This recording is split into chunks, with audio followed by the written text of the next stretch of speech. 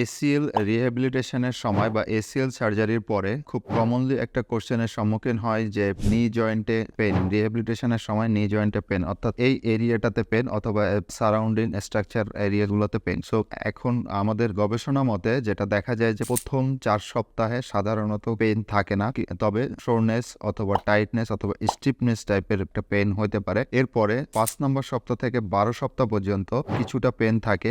সেই পেনটা যদি আমরা ভিজুয়াল অ্যানালাইসিস স্কেলে পেশেন্টের কাছে জিজ্ঞাসা করে থাকি যে পেনটা আপনি 10-এ কত মার্ক দিবেন, তো সেটা সাধারণত 2 থেকে 3 এই রেঞ্জের একটা পেন থেকে থাকে। এর পরবর্তীতে হয় 4 মাস থেকে শুরু করে 5 মাস পর্যন্ত অথবা রিহ্যাবিলিটেশন কমপ্লিট হওয়া পর্যন্ত একটা উইঙ্গেল রুম পেন বলা হয়ে থাকে, যেটা খুবই সামান্য পেন হয়ে থাকে। এই ধরনের পেন যদি থেকে থাকে তাহলে বুঝতে হবে যে আপনার রিহ্যাবিলিটেশন প্রোগ্রামটা খুব সুন্দর প্রসেসে আগাচ্ছে। কিন্তু খেয়াল রাখতে হবে যে আমরা যে রিহ্যাবিলিটেশন প্রোগ্রামটা করছি, রিহ্যাবিলিটেশন এক্সারসাইজের পরে তার জয়েন্ট এরিয়াতে অর্থাৎ ঠিক এই প্যাটেলা এরিয়াতে এই জায়গাটাতে সোয়েলিং হচ্ছে কিনা, অথবা ওই সারাউন্ডিং স্ট্রাকচারের টেম্পারেচারটা বেড়ে যাচ্ছে কিনা, অথবা আমাদের নি জয়েন্টের যে রেঞ্জ অফ মোশন যেটা আছে সেটা কমে গেল কিনা, অথবা যে লিমিটেশনটা আমার ছিল, লাইক যদি ফ্লেকশনে আমার লিমিটেশন থাকে সেই লিমিটেশন থেকে আমার রেঞ্জটা বাড়ছে কিনা, অথবা এক্সটেনশনটা আমার যেটা ছিল সেই এক্সটেনশনটা আমার নর্মাল রেঞ্জে যাচ্ছে কিনা, এই ধরনের কোনো যদি না হয়, ডেভেলপ না হয়, অথবা ফাংশনাল ইমপ্রুভমেন্ট যদি না হয়, তাহলে বুঝতে হবে আমাদের রিহ্যাবিলিটেশন প্রোগ্রামটা সঠিকভাবে আগাচ্ছে না। সেক্ষেত্রে একজন